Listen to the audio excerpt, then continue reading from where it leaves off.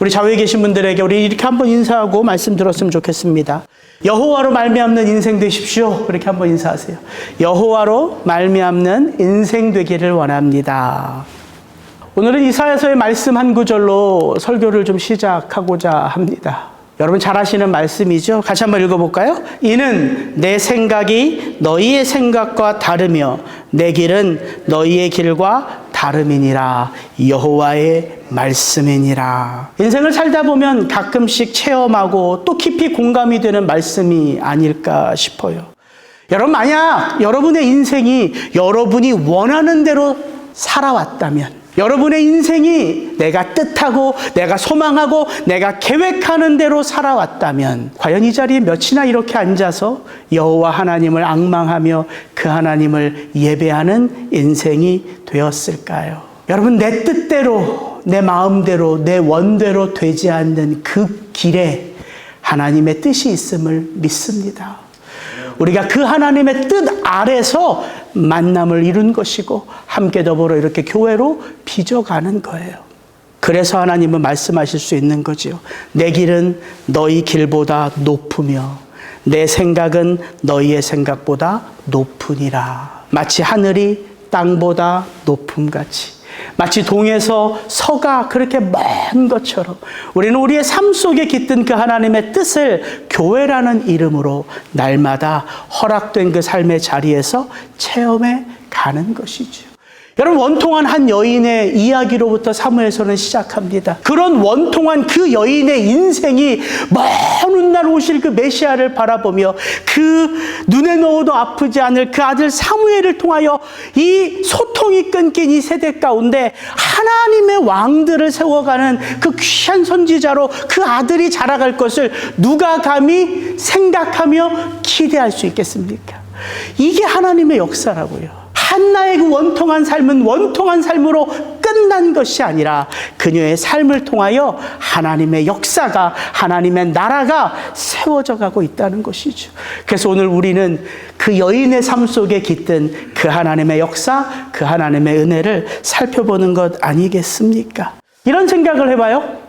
과연 한나라고 지금 이 실로에서 일어나고 있는 이런 악한 모습들을 그녀라고 까맣게 모르고 있을까 하는 것이죠. 오늘 본문 말씀 22절, 23절은 이렇게 되어 있습니다. 엘리가 매우 늙었더니 그의 아들들이 온 이스라엘에게 행한 모든 일과 회막문에서 수종들은 여인들과 동침하였음을 듣고 엘리가 그들에게 이르되 너희가 어찌하여 이런 일을 하느냐? 내가 너희의 악행을 이 모든 백성에게서 듣노라. 홈니와 비느하스는 여호와께 드려지는 그 제사만 멸시했던 것이 아니라 바로 그 거룩한 예배가 드려지는 그곳에서 이 회막에서 수종드는 여인들과 동침을 하는 만행을 저지르고 있다는 거예요. 이미 그 일들이 모든 백성들에게 다 퍼졌습니다. 그런데 1년에 몇 차례씩 그 실로에 올라가 가족 제사를 드리는 한나라고 그것을 몰랐을까요? 아니요. 한나는 그들의 악행을 알고 있음이 분명합니다. 그러나 한나는요, 바로 그런 그곳에 있는 엘리와 그의 두 아들 홈니와 비느하스에게 그 어린아이 사무엘을 맡기면서 탄식하며 기도하지 않았지요. 그녀는 자기가 만난 여호와 하나님이 어떤 분이신지를 구구절절 그의 기도 속에 담아 노래로 선포했던 여인이에요. 여러분 이런 여인이 한나입니다. 하나님이 어떤 분이신지를 알면 우리의 삶이, 우리의 생각이 변할 수 있는 거예요. 한나는 하나님을 체험했어요. 하나님이 어떤 분이신지를 그의 삶의 문제 속에서 경험했고요. 그 하나님이 어떻게 내 인생을, 어떻게 내 아들의 인생을 이끌어 가실 것인지를 한나는 믿었어요. 그 믿음이 한나로 하여금 그 패역한 곳에 그 아들을 떡하니 내어 맡기면서도 노래할 수 있게 한 거죠. 여러분 이게 살아있는 신앙입니다. 하나님이 어떤 분이신지를 경험하면 세상 그 어디에서도 주눅들지 않고 그 하나님을 향하여 당당하게 설 수 있는 거예요. 그것을 한나는 고백했던 거죠. 내 인생 오직 여호와로 말미암는 인생입니다. 저는 오늘 이제 이 한나의 이야기를 마무리하면서 그녀의 삶이 주는 도전은 무엇인가를 여러분과 좀 나눠보기를 원합니다. 세 가지로 살펴볼 텐데, 한나의 삶은 우리로 첫째, 코람데오의 삶이 있음을 돌아보게 합니다. 코람데오가 무슨 뜻이에요? 여호와 하나님 앞에서라는 뜻입니다. 여러분, 한나의 이야기는 원통한 한 여인의 이야기로 시작하지요. 태가 막혀서 아이를 낳지 못해요. 그래서 그 원통한 한 여인의 삶으로부터 사무엘서는 시작합니다. 그렇게 그 사무엘서 이야기를 쭉 시작하면서 사무엘서 기자가 갑자기 한나를 다시 보게 된 구절이 있죠. 히브리어는 강조하고 싶은 단어를 제일 앞에 놓습니다. 그러면서 1장 9절을 여러분과 같이 나누었죠. 1장 9절 같이 한번 읽습니다. 그들이 실로에서 먹고 마신 후에 한나가 일어나니. 근데 히브리어 원어를 보면 일어났다 한나가, 다른 사람들은 먹고 마실 때에, 이렇게 시작해요. 한나가 일어났어요. 근데 사무엘서 기자는 매년 그렇게 수차례씩 예배를 드리는 한나의 모습을 봐왔으면서 단 한 번도 그런 모습을 본 적이 없어요. 그래서 깜짝 놀란 거죠. 주목합니다. 왜 그 여인이 일어났을까? 70인경에 보면 한나가 여호와 앞에 나아가기 위하여 한나가 일어난 거예요. 여러분, 이게 예배의 감격이지요. 한나는 예배의 감격 속에서, 다른 사람들은 다 그 예배를 마친 후에 그 화목제 감사제를 먹고 마시며 즐거워할 때에 한나는 그 예배의 감격 속에서 그 자리에 가만히 있을 수 없었어요. 그래서 그녀가 벌떡 일어나 여호와의 전이 있는 그 전 안으로 다시 나아갔던 거지요. 여러분, 이게 예배의 은혜입니다. 근데 우리가 자꾸 예배의 은혜, 말씀의 은혜 오해할 때가 있어요. 근데 대부분 이럴 때가 아닌가 싶어요. 내가 생각하는 무엇과 오늘 목사님의 말씀이 딱 맞은 거예요. 내가 듣고 싶은 말씀 그 무엇인가를 오늘 목사님의 입술을 통해서 들은 거예요. 야, 하나님이 내 마음의 소원을 아시는구나. 은혜 받았습니다. 예, 그것도 은혜일 수 있겠죠. 근데 진짜 은혜 받았다는 건 어떤 의미이냐면, 하나님의 임재 속에서 무엇을 본다? 내 삶의 실체를 보는 거예요. 여러분, 이게 은혜입니다.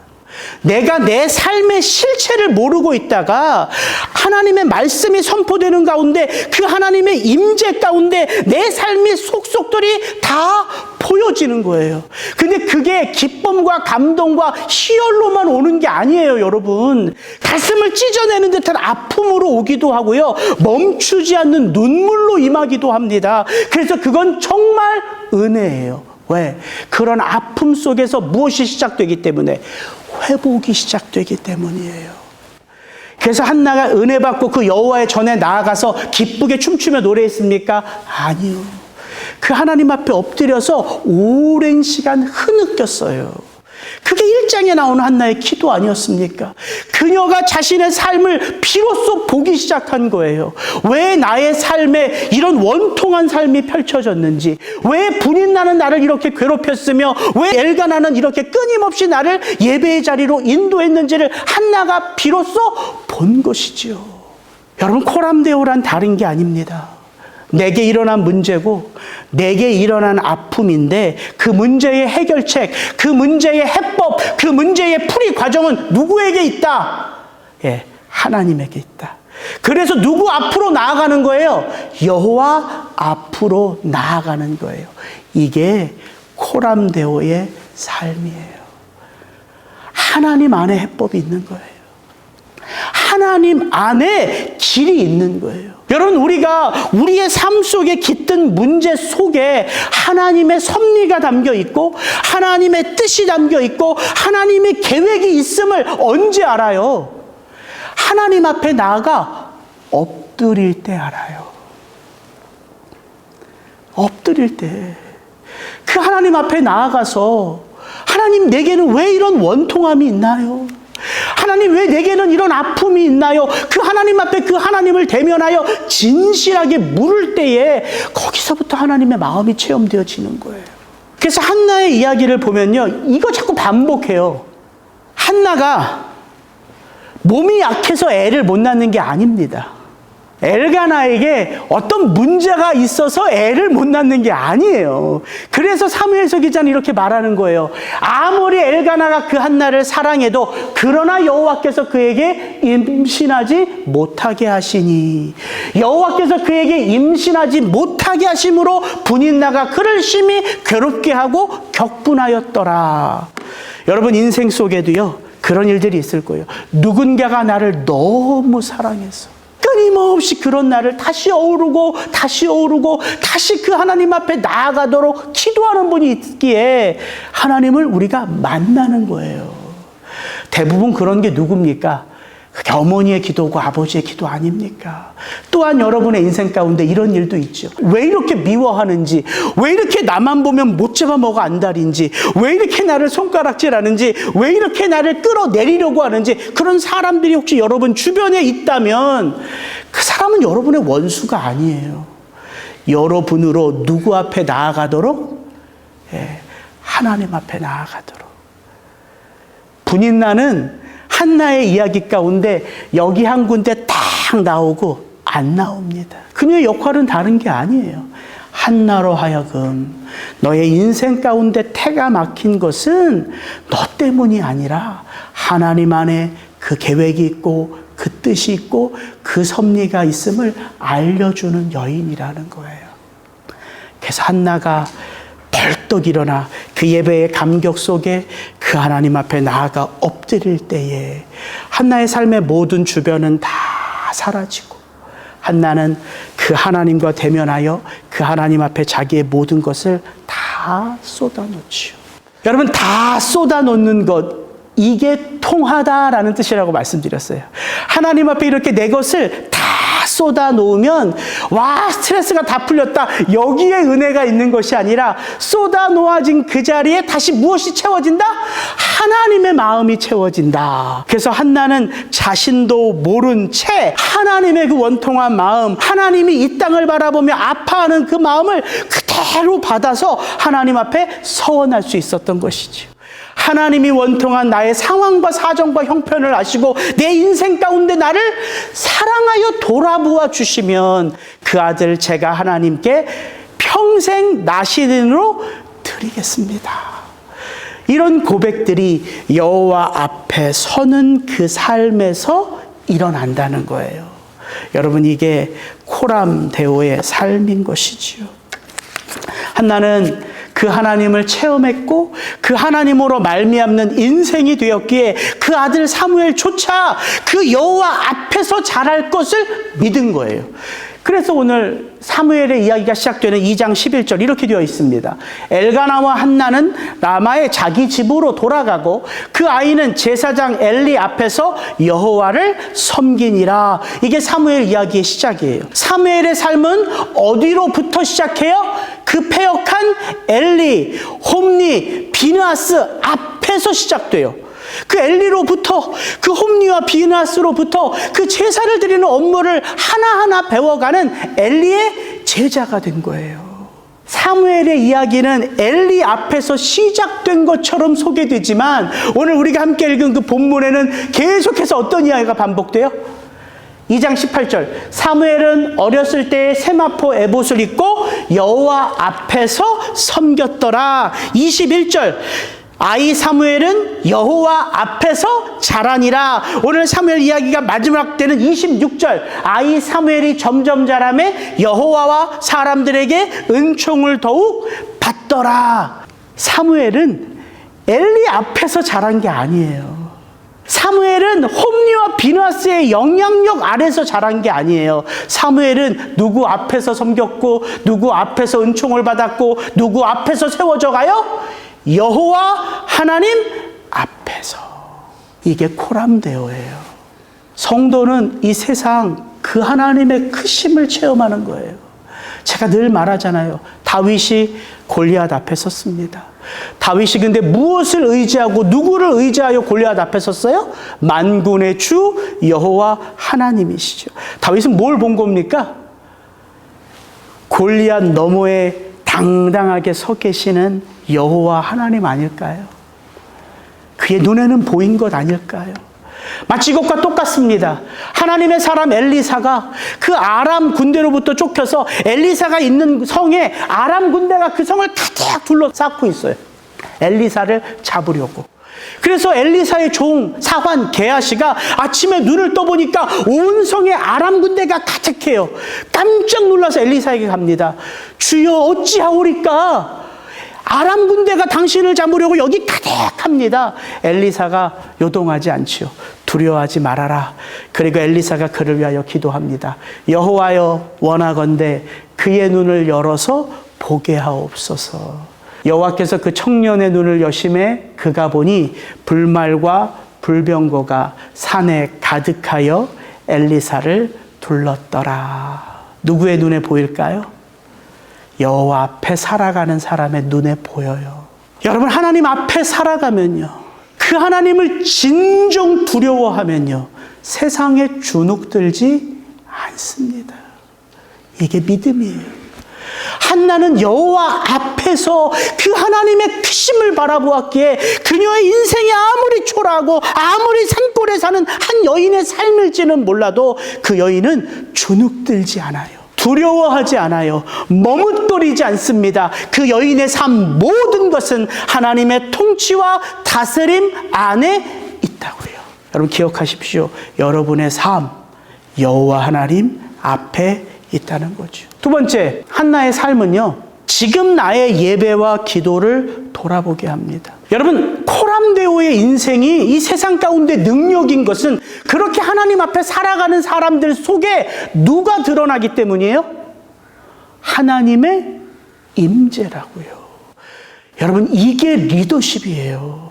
리더십은 내가 주장하는 게 아니라 하나님의 그 임재가 함께하는 사람에게 리더십이 있는 거예요. 그래서 세상 사람들이 그 사람을 보면 함부로 못해요. 왜? 우리는 다 영적인 존재이기에. 그래서 하나님이 함께 하시는 사람을 볼 수가 있다니까요. 그래서 우리는 이 한나의 삶을 통하여 야, 이런 하나님의 임재가 우리의 삶에 어디로부터 시작될까?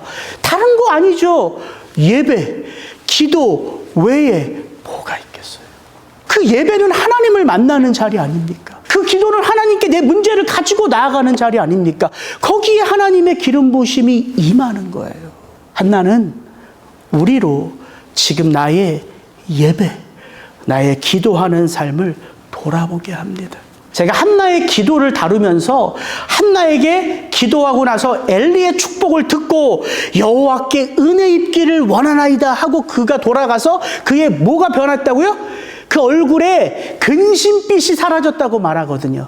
더 이상 근심하지 않아요. 그 축복 그대로를 한나는 자신의 삶에 담아 그의 삶이 곧 뭐가 되는 거예요? 예배가 되는 거예요. 예배가 되는 거예요.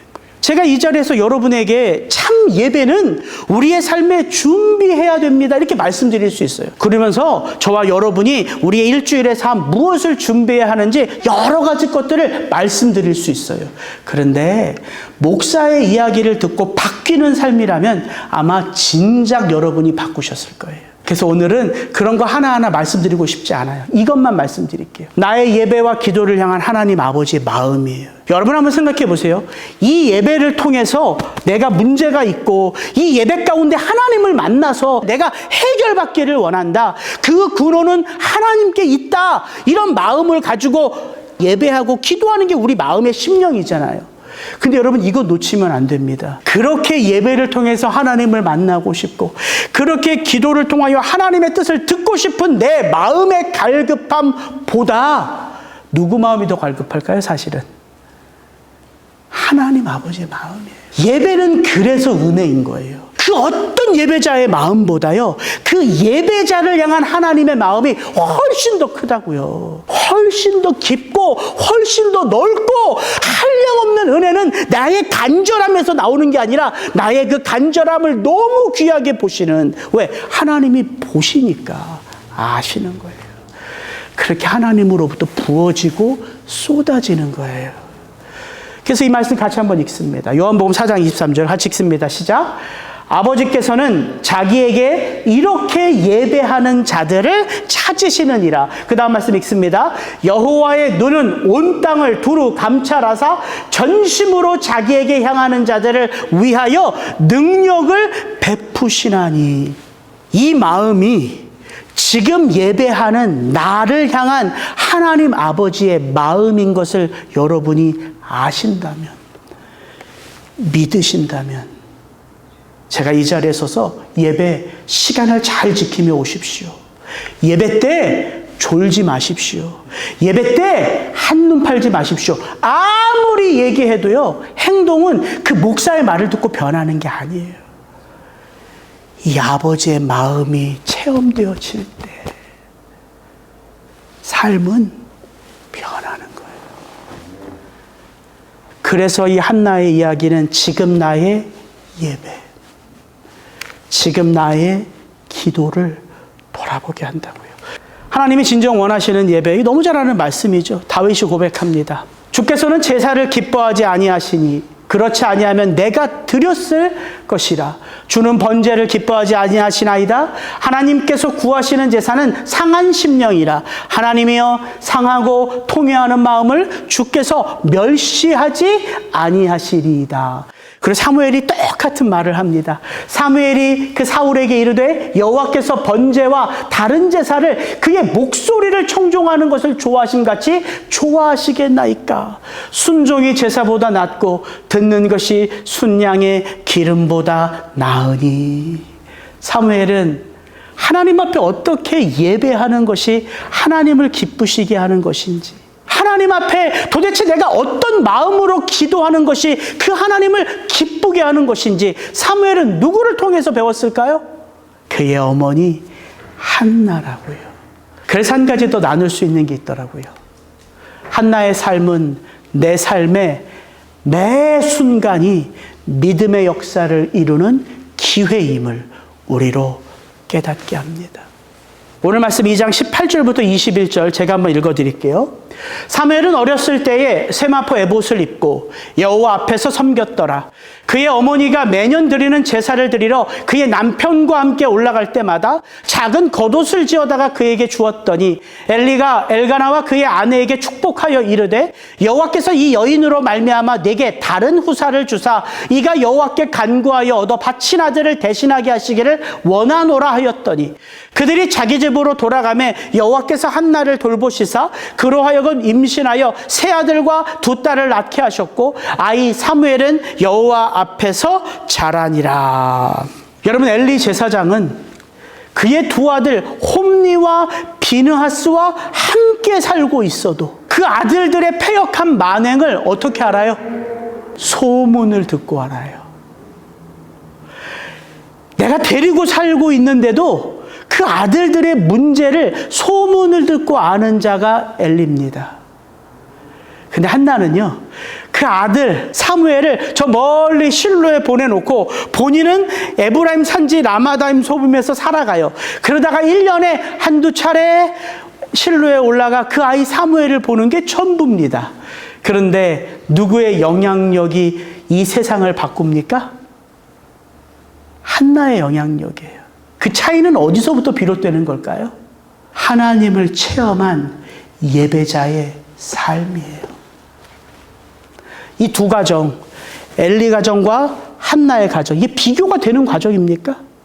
한 가정은 에브라임 산지 촌에 사는 그냥 레위 자손의 먼 후손의 원통한 여인의 집안이고요. 한 집안은 이스라엘 백성들 가운데 가장 명망 있는 대제사장 사사의 집안이에요. 이 집안은요, 대제사장의 에봇을 입고 하나님이 가장 기뻐하시는 제사를 거룩한 손을 들어 주관하고 예배하는 집안입니다. 이 집안은 단지 1년에 몇 차례씩 그 실로에 올라가 하나님을 예배하는 집안이에요. 근데 하나님은 이 두 가정의 이야기를 사무엘서를 펼치면서 보여주시며 하나님의 눈길은 어디에 있다 알려주세요? 거룩한 제사장의 에봇을 입은 엘리 집안이 아니라 원통하지만 그 하나님을 나의 구주로 고백하며 살아가는 에브라임 산지 라마다임 소빔에 있는 한나의 삶의 예배라고요. 그래서 우리 선배들은 말하는 거예요. 예배가 곧 삶이요, 삶이 곧 예배입니다. 여러분, 한나가 자기에게 주어진 기회는 1년에 몇 차례 이제 실로에 올라가서 가족 제사를 드리는 때예요. 근데 한나에게는 그 가족 제사를 드리러 올라가는 때는 어떤 때예요? 자기 아들 사무엘에게, 그 아들이 얼마나 빨리 자라겠어요. 그 아들 사무엘에게 매년 에봇, 겉옷을 지어서 한 땀 한 땀 따서 그 옷을 가지고 올라가서 사무엘을 만날 때마다 입히는 거예요. 생각해 보세요. 한나의 삶 속에 그 사무엘의 겉옷을 짓는 삶은 곧 사무엘을 향한 한나의 무엇이 담겨 있는 삶이에요? 기도와 사랑이죠. 하나님은 그것을 예배라고 받으신다고요. 이런 생각이 들었어요. 말씀을 준비하고 원고를 써가는데 한나의 마음이 되어본 거예요, 제가. 한나는 그 3개월 동안 사무엘의 옷을 한 땀 한 땀 뜨면서 그날 사무엘을 만나고 그날 하나님을 만날 날을 얼마나 사모했을까? 얼마나 기다렸을까? 그 하나님 앞에 가서 예배하며 너무나도 잘 자란 사무엘을 다시 그 하나님 앞에 기도로 올려드리면서 한나는 어떤 노래를 불렀을까? 그런 한나의 노래 속에 하나님은 어떤 마음을 다시 채우셨을까? 이걸 생각하니까 그게 너무 그립고 제가 너무 사모하는 마음이 들더라고요. 과연 나는 이 주일 예배를, 이 수요 예배를 그렇게 사모하며 기대하며 하나님을 만나고 성도님들을 만날까? 삶은 예배입니다. 우리가 어디에서 예배를 드리느냐? 우리가 어느 시간에 예배를 드리느냐? 우리가 어떤 교회에서 어떤 찬양팀, 어떤 미디어팀, 어떤 봉사팀과 더불어 예배를 드리느냐? 그게 중요한 게 아니라 우리가 어떤 삶의 마음으로 예배를 드리느냐? 거기에 하나님의 기름 부으심은 쏟아지는 거예요. 한나는 자신의 삶에 허락된 그 몇 번의 순간을 하나님을 온전히 섬기고 자기 아들을 온전히 섬길 기회로 삼은 것이지요. 저는 여러분의 그 매 삶의 순간순간이 그렇게 하나님을 섬기고 내 아들, 딸들을 섬기고 우리 손주, 손녀를 섬기고 이웃을 섬기는 섬김의 기회요, 예배의 기회가 되기를 주의 이름으로 축복합니다. 한나의 이야기를 마무리하면서 제가 성도님들에게 꼭 소개하고 싶은 단어가 2개가 있어요. 그게 뭐냐면 자카르라는 단어와 파가드라는 단어예요. 히브리어인데요. 너무 유명한 단어예요, 사실은. 이 자카르, 파가드라는 단어는 생각하다라는 기본 뜻을 갖고 있어요. 2가지 다. 생각하다. 그래서 생각하니까 그날을 기념할 수 있는 것이고, 기념할 수 있고 생각하고 말할 수 있는 거죠. 그래서 이런 뜻이 확장이 돼서 이런 뜻으로 넘어가요. 돌보다, 권고하다, 권념하다, 방문하다. 이런 뜻이에요. 근데 이 2 단어가 그대로 한나의 삶 속에 나오는데 누구의 기도 속에서 이 단어가 나오냐면 참 아이러니하게도 엘리의 기도 속에서 이 단어가 비롯돼요. 이렇게 사무엘상 1장 17절 19절 엘리가 대답하여 이르되 평안히 가라. 이스라엘의 하나님이 내게 기도하여 구한 것을 허락하시기를 원하노라 하니 이르되 당신의 여종이 당신께 은혜 입기를 원하나이다 하고 가서 먹고 얼굴에 다시는 근심빛이 없더라.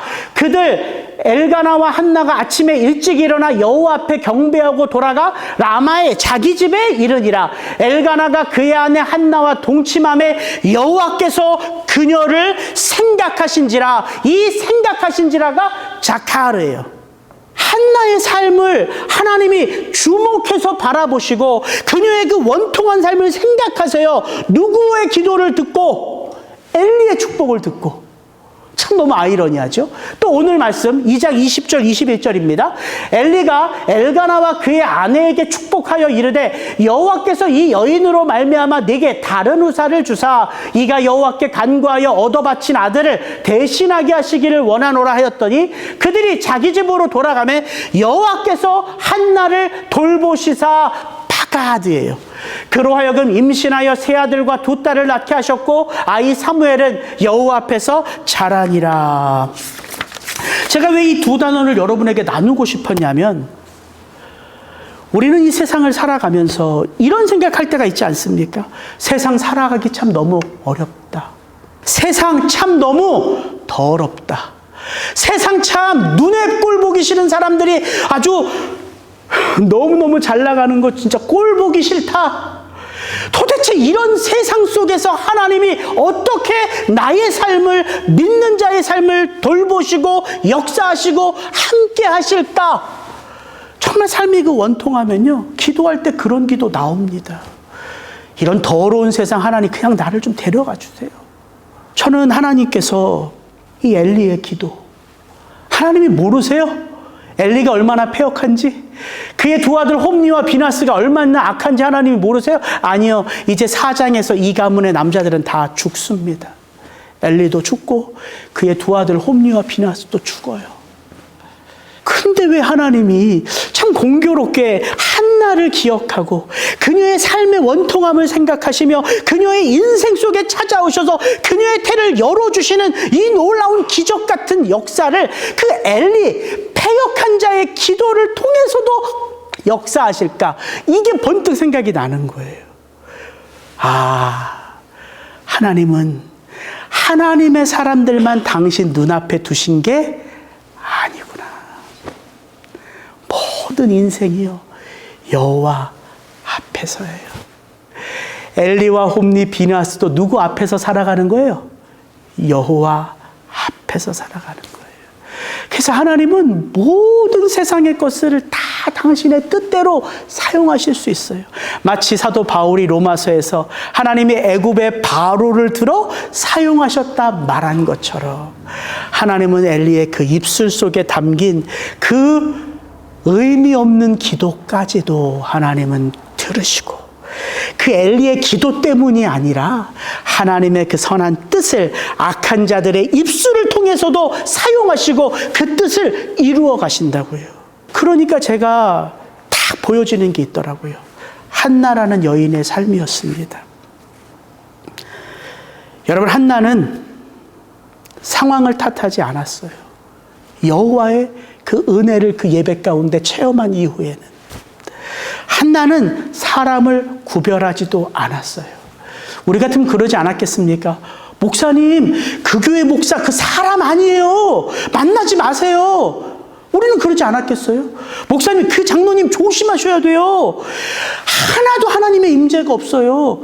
그럼 우리는 어때요? 또 그 말을 또 귀가 얇아서 그 말 고지고대로 듣고 그 장로님, 그 교회 그 목사는 만나지도 않잖아요. 한나는 그러지 않았다고요. 한나는 어떤 상황 속에서도, 어떤 사람 속에서도 한나는 누구를 알기 원했고, 누구를 만나기 원했고, 누구의 뜻을 알기 원했어요? 하나님의 하나님. 이게 너무 제 마음에 와닿더라고요.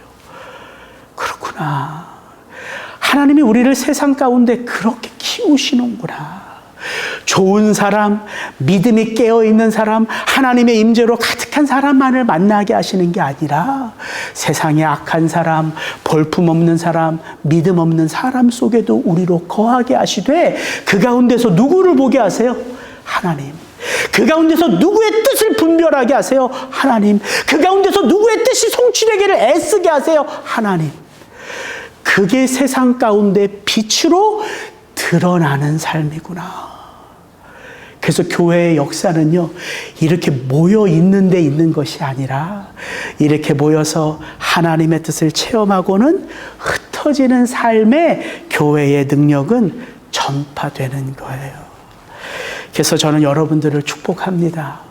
여러분의 삶 속에도 이 아름다운 여인 한나의 모습처럼 나의 예배와 나의 기도를 하나님의 임재 가운데 돌아보며 참 볼품없는 것처럼 보여지는 내 인생이지만 하나님은 이런 나의 인생 속에서도 하나님의 그 거룩한 나라를 완전히 빚어가시는 하나님이신 것을 여러분 예배 가운데, 기도 가운데, 여러분의 삶의 그 자리에서 날마다 체험하시기를 주의 이름으로 축복합니다.